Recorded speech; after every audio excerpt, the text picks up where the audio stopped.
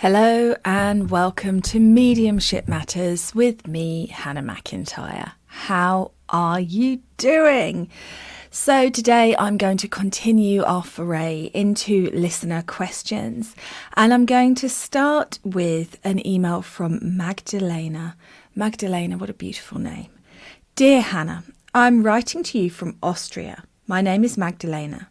I'm a working medium. I was born in Poland and I live with my husband, my 2 kids and 2 cats nearby Vienna. I'm a big fan of your podcast and I love listening to it. It is so refreshing to have someone name things as they are. Your honesty, integrity and sense of humour are just wonderful. And I especially like your critical approach. Yes, we need to get better as mediums. We need to stay critical. And we need to support each other. I found it also very disappointing how much the ego can stand in the way. Of course, everyone does have an ego, but especially from mediums, healers and coaches, I just expect more self-reflection. In one of your episodes, you asked, why is there so little progress in mediumship generally? Well, I do think that we as humans don't really like thinking for ourselves. We are basically lazy. And after many courses in different therapies and mediumship, there is one disturbing thing I noticed. Sometimes the aim of the course is to teach, but not too much, just so that the teacher can stay the master and the students remain eternal students. There are very few teachers who really want their students to shine and outgrow them. Only after attending some courses, also at AFC but online as well with tutors from the AFC, so well-known people generally, and this took me some time after I progressed in my own development, I realised that also teachers in mediumship do sometimes hold back. There are some things I wish somebody told me sooner. So when every developing medium has to reinvent the wheel first, a lot of time in development goes by with not the progress there could be. So generally, as mediums, we don't progress as fast as we could and should. Sometimes I feel sorry for the spirit world. I know I don't have to feel sorry for them really, of course. But just imagine how this must be. Are these really the best people there are to work with, to represent us? This feeling in me becomes stronger after visiting social media. Like, are you really serious? But it's not just mediums, many healers and coaches as well. We are so wounded that we try to fix our wounds with validations from likes, and people don't shy away from dishonesty just to make them look better. On the one hand, it is okay and understandable, but we of all people should know better. So thank you so much for talking about this so openly. And yes, we should be more honest about how mediumship works. The first time I went to England to the Arthur Findlay College, I had already attended some online courses with the tutors from there. After reading some biographies from mediums, watching some videos where so mediums talk only about their greatest achievements and their wonderful readings, I was seriously thinking I was a very mediocre medium. Because I hardly ever get names, just sometimes. I never got an address. I am so rubbish. So just imagine my surprise when at the AFC, at the public demonstrations, I saw the world's most renowned mediums not give names and addresses every single time with the exact date of birth and death of the communicator. I thought this was the standard. Seriously, after believing all of these I am so great stories. So your work in shining your light and shedding some light to these doubtful practices is really, really precious. Thank you again. All the best, Magdalena. I am so grateful that you sent this beautiful email in, Magdalena. Thank you so much. And thank you for sharing your take on it too, because I do think that it's a lonely journey, isn't it? When you are there going, but what, but who, but when? And the thing is, if you're like me, you will have noticed you can't ask these things either. I learnt very quickly that some of the teachers that I worked with did not want me to question.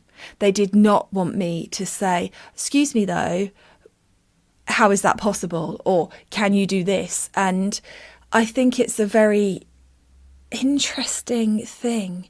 I mean, I guess it depends what you want. For me personally, when I was attending development groups, when I was going to Arthur Findlay College and other places, I really wanted to learn. For me, although I live in the UK and I'm not far away from the college, it only takes a few hours to get there, if that. But for me, it was a big commitment. It was a big commitment in taking time away from my family. I would leave my daughter crying at the door and not be seeing her for another week. And it was important to me. I couldn't just go whenever I felt like it. I had small children. It was an investment of money that I really had to save hard for, and I wanted it to be worthwhile. I think certainly with Arthur Findlay, there's two types of people.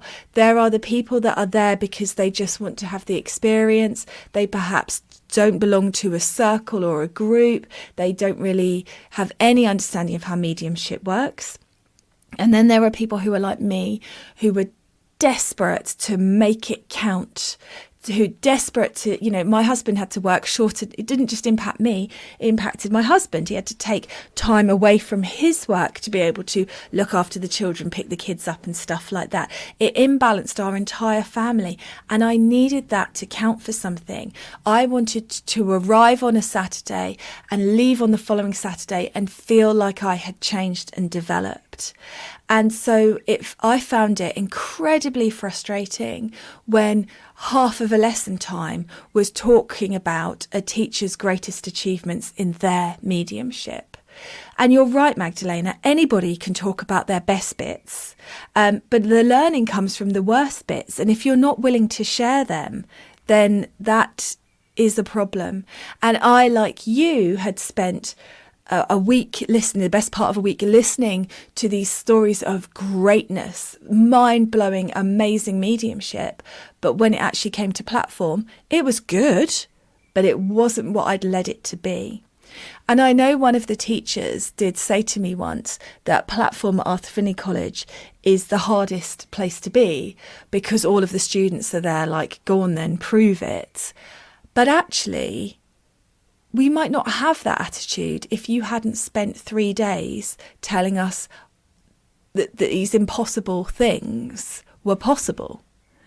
And so it's a really interesting self-fulfilling prophecy. And you're right. You're exactly right. I think you've hit the nail on the head, Magdalena, about teachers teaching just enough to keep the students eternal students and not explaining to them how it really works and not giving them that empowerment, always keeping them just a little bit below. And in the keeping people just a little bit below, you keep your audience, don't you? You keep your students, you keep your work, you keep your power. And I think that has impacted the development of mediumship as a whole. Because I think in the keeping it for themselves, consciously or subconsciously, they have stopped the forward momentum of mediumship. So when you look back at some of the greats and the period of huge amounts of development that brought mediumship forward, I feel that the last 20 years have been pretty stagnant in mediumship development. And in honesty, I agree with you, Magdalena, that it is because the teachers have been keeping stuff back. And that comes from a really interesting space, doesn't it? That really isn't spiritual, for want of a better expression. So yeah, it is fascinating. And you're right again about the healers and coaches. It is, I hope there is a change coming. I feel like there is a shift coming where people are going to want just a little bit more. And in generally, I mean, one of the things that just really gets on my wick, and I did a stupid TikTok about it, is the whole, if you're seeing this, this is a message for you, stuff that we have, like the UK's most followed mediums doing posts like that, where they'll then proceed to do a very negative card reading, and they're paying for an ad. So they know that it's not the spirit world putting it in front of the right people. They know that it's an algorithm. Admit that. Be honest. And if you are following anybody that has practices like that, think about whether you really want that energy in your experience, because they sit, I'm going to sound like Elf, they sit on a throne of lies. And we've got to do better. So I think it's fascinating. And it's not that I want the best mediums in the UK to be doing things that I don't believe are possible. What I want is the best mediums in the UK to be honest about what is possible and not tell students only their highlights. Because if I only taught people and said, this is the bar, but I only took my best bits where we had those moments where everything was in perfect alignment and I had a brilliant audience and I was really in my power and I had a really easy to work with spirit, where all of the evidence they wanted to bring in was in my point of knowledge, so I was able to use the resource of my mind and get it out there, then that would be such a disservice to everybody. I can tell you my best bits, but really, you want to hear my worst. And they're the biggest learning bits for me and for you, so that we're not so lonely on it. So thank you for emailing in. I completely agree with everything you've said. Enough with the divide and conquer and the ego where it should be spirit. Next up, I have an email from Kelly, who calls herself my biggest fan. Hi, Kel, how are you doing? Hi, Hannah. I have been thinking after listening to some of your podcasts on repeat. The question I have, which has been building, I've tried answering myself. Can you physically feel the energy of people, good, bad? I can easily read a room, but I would class that as reading my own. I have felt more and more just lately the energy from others. Good, I feel warmth. Bad, I cannot physically sit in, so I have to remove myself. It's a question that I have, as the more I think or justify my own feelings, the more I think about it. Can you actually see, feel somebody's energy, or is it our own? Is it our own shell, protection, or signs? I hope these strange questions make sense to someone. I look forward to hearing from you. Absolutely, Kelly. Absolutely. We can feel different types of energy. Now, I hesitate here because I would hesitate to use bad because there's a bit of a judgment in bad. Now, that said, if it's bad, it's bad. But you know what I mean. So I think you feel different vibrations. Now, obviously, Kelly, I've worked with you for a few years, so I know you. And I know the energy transformation that you have had and the vibration energy that you were in when we first met versus the vibration that you now find yourself in. Shining. And so I think what's happened here is, yes, your abilities are getting stronger, but also there is more of a difference. So where a level, for example, if we think of energy being a scale from 1 to 100, and 100 is super, super shiny, super, super amazing, 1 foot in the spirit world, God, I'm so awesome, which no one really maintains in a human state, let's be honest, but we know it's up there. And 0 being the most difficult, hard, lowest vibration, glass half empty, I'm a victim, everything happens to me, not for me, I hate everybody, I hate life, whoa, that energy. Then of course we can recognise, I'm sure you can, I can recognise in myself, times when I've been a 0, times when I've been 100, and all of the fluctuations in between. As you've moved up that scale and you sit less in the lower half, in the lower bracket, and you've moved more comfortably so that you would fluctuate somewhere between, say, for example, 60 and 85 all the time.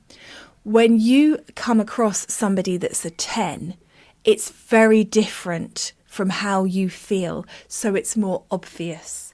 And you're right, it does feel like something you can't sit in. I always feel like it's like two magnets. It just, there's nothing that I can do to make this energy meld. I just have to remove myself.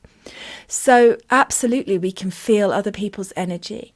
And sometimes that is because they are just in a really bad space. Like sometimes you could see somebody and their energy could be amazing. And the next week when you see them, their energy might not be, because we all have our own experiences and stuff we need to process. I've been in a poor me recently. I'm coming out the other side of it. I'm much nicer to be around now than I was 2 weeks ago. So we have to understand our own journey with energy too. So yes, you are feeling that energy. And yes, that is, I would say, normal. But what is normal? I would say that is definitely something that people can do. And I don't think it is partly your own energy, but it's also their energy. So it's more like you're feeling the contrast in vibrations than you are feeling that it shouldn't be this, or there's something wrong with them. It's more like, well, I'm on this frequency and you're on that frequency, and these two frequencies can't blend. We can't be around together. And that's how it works. Does that make sense? I hope so.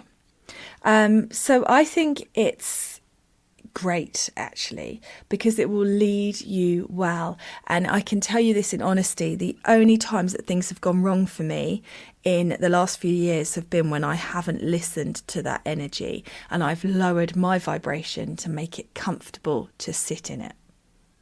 So trust it, follow it, don't question it, and see where it leads you. Okay, and next up I have got a voice note from Euros. Funny thing is, I started doing tarot cards, and through that I started to see that an exploration that mediumship is one of the permanent things going on with me. I was pushing it away a bit because it sort of kind of didn't seem cool enough for me or something like that. I wanted to be psychic.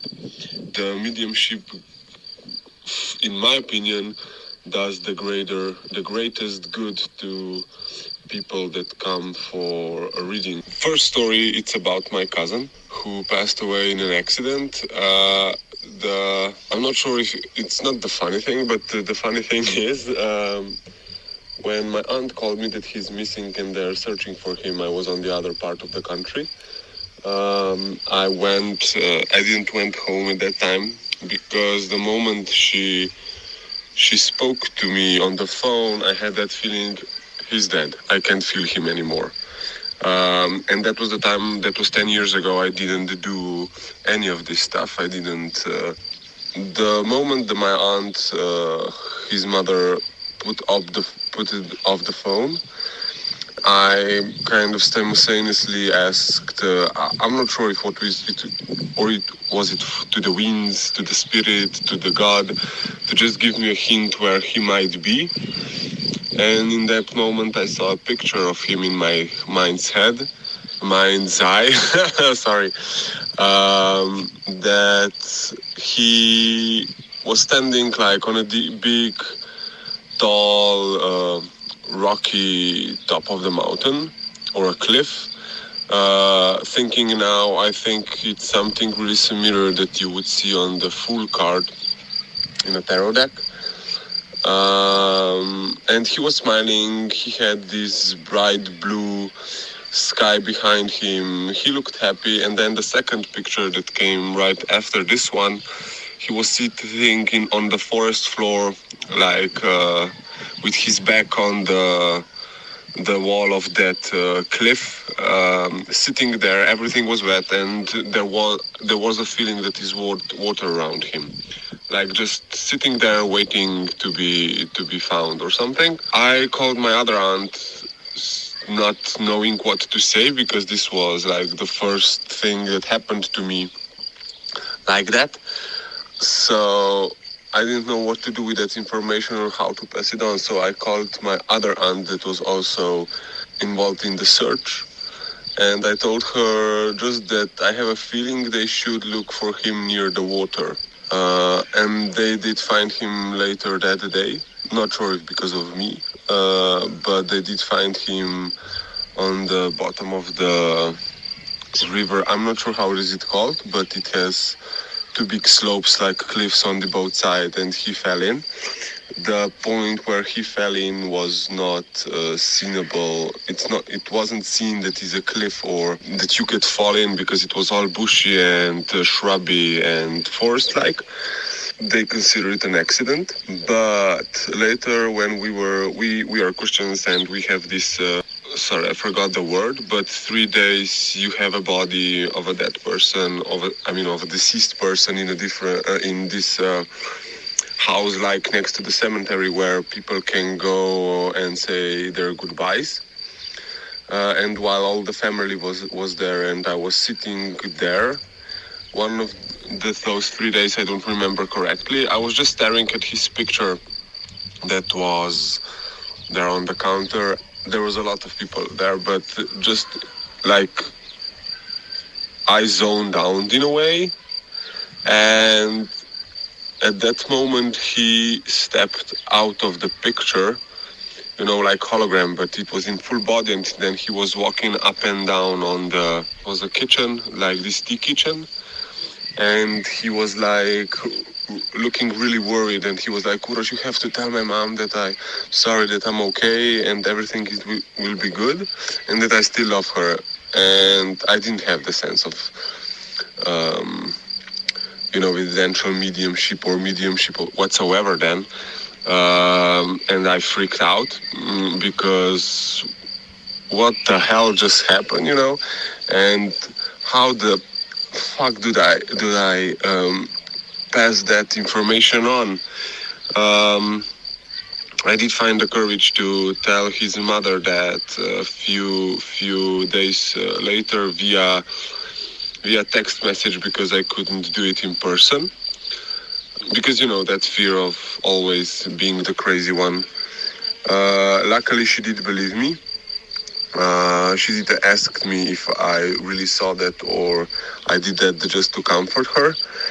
But when I assured her I believe what happened, she believed me, and it was okay. Now 10 years passed by, 11 now. Since he's gone, I still feel his presence. The second story, it's a bit more. It's the one that it's kind of personal. I came out to my mother as gay, and the really funny thing was that my great aunt, she had same birthday as me, and she passed away a long time ago when I was still a little kid. But she was actually the one that came with me through this process.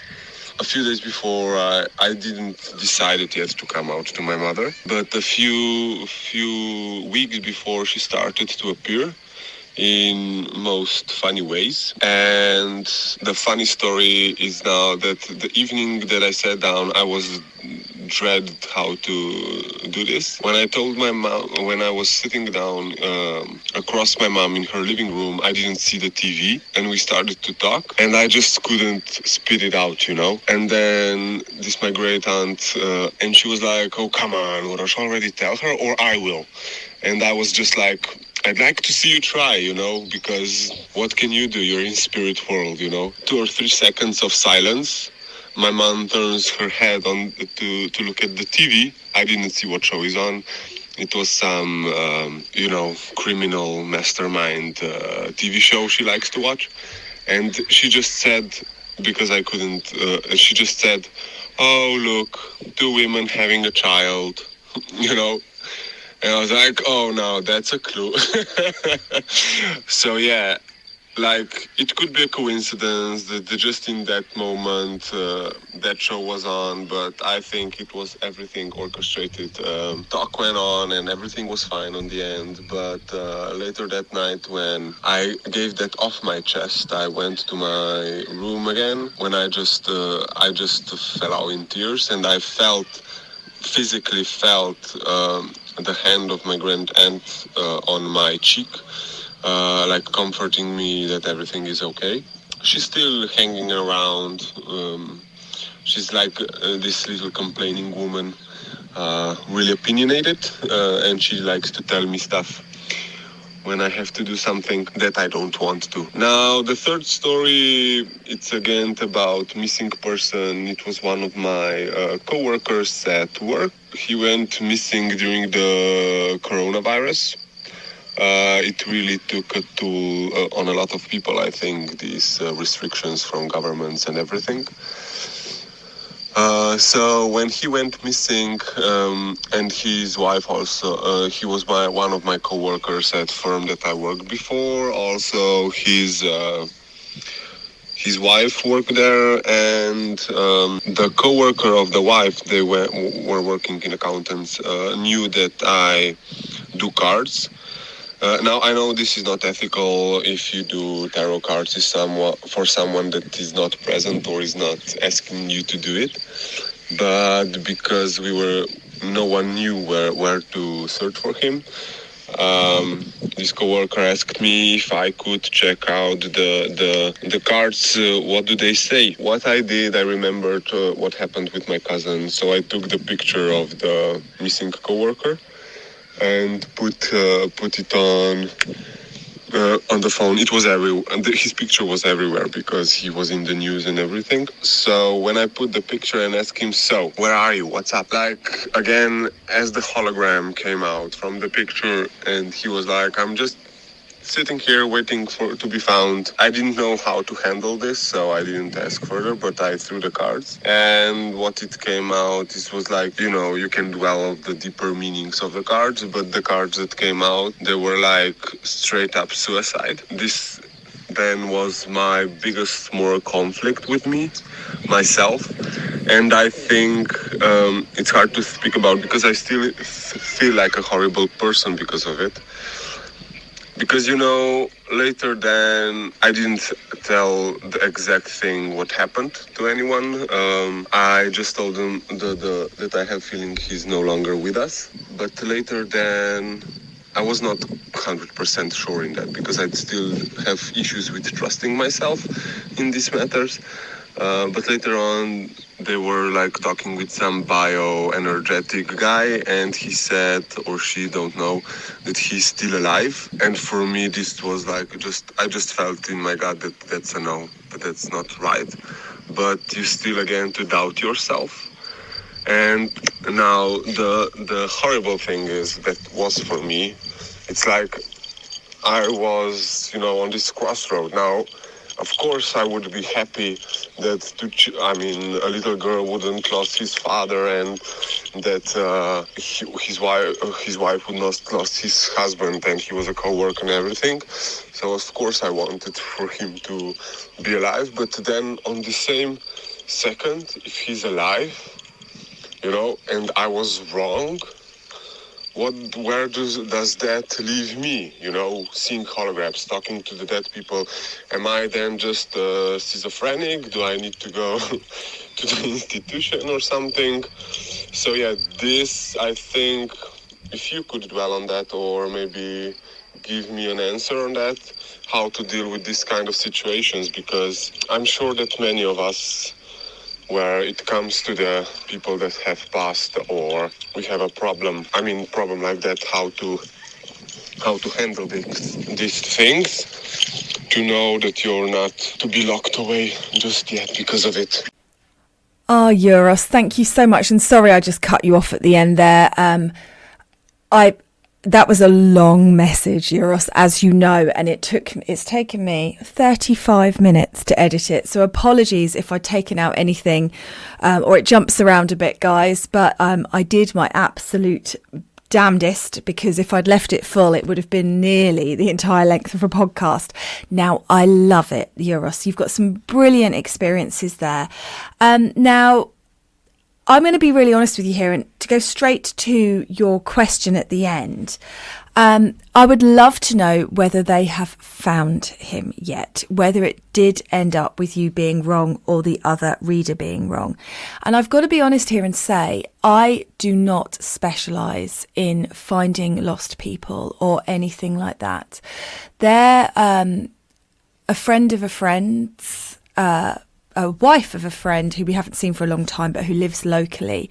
Her brother went missing in very uncertain circumstances, and nobody found him for months.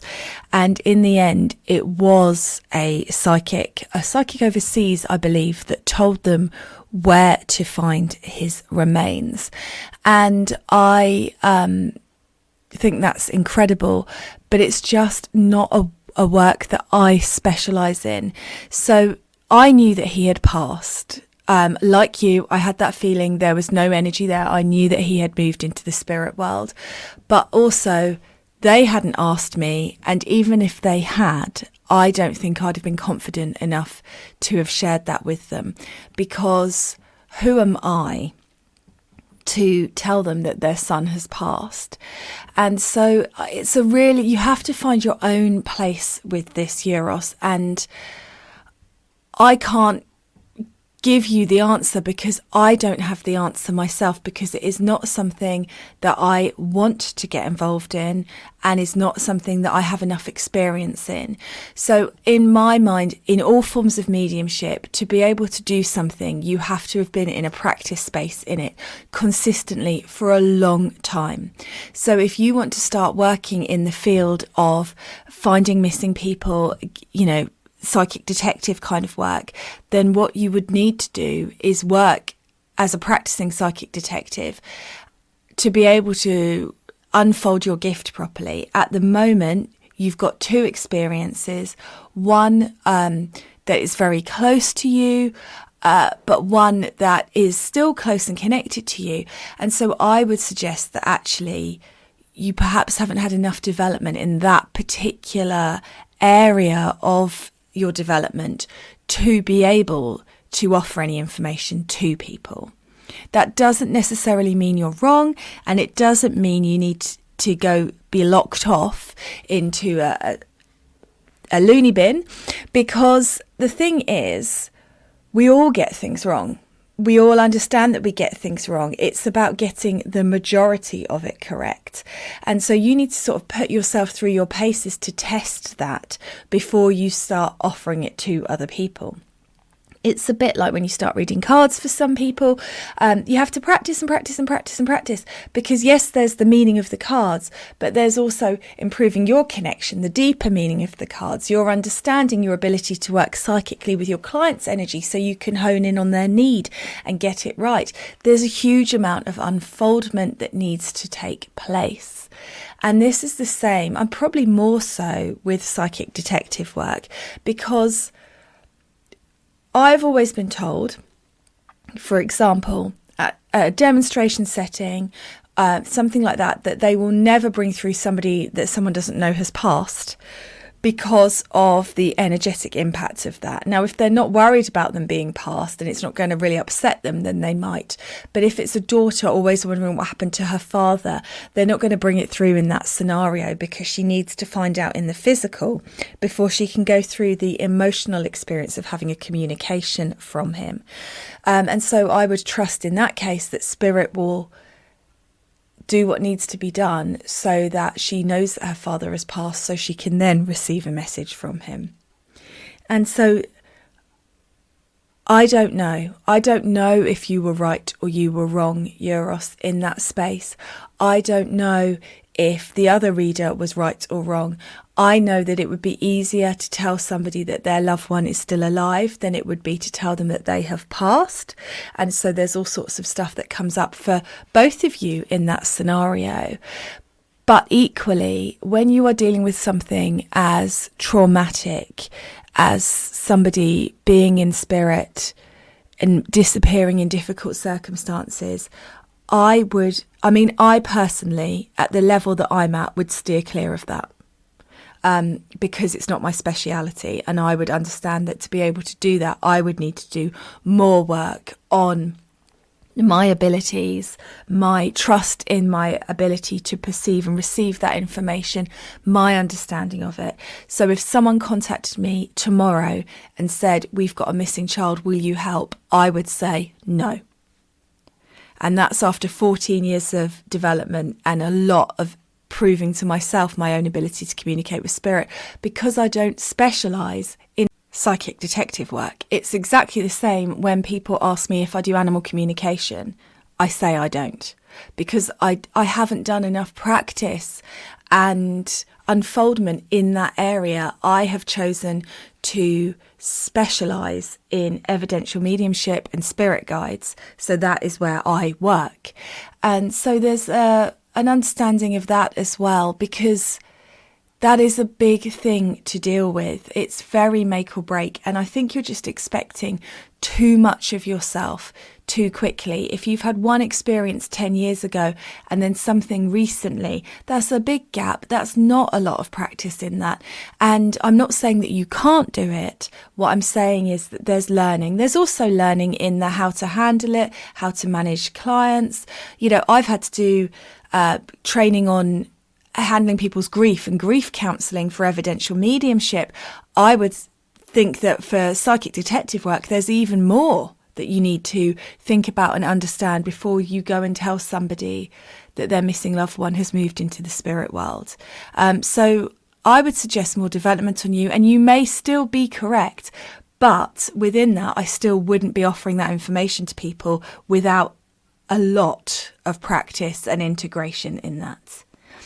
I love, though, all of your amazing stories. I love your great aunt forcing you to take that leap to come out to your mum by putting that on the TV. Just absolutely incredible. And thank you so much for messaging and sharing your stories.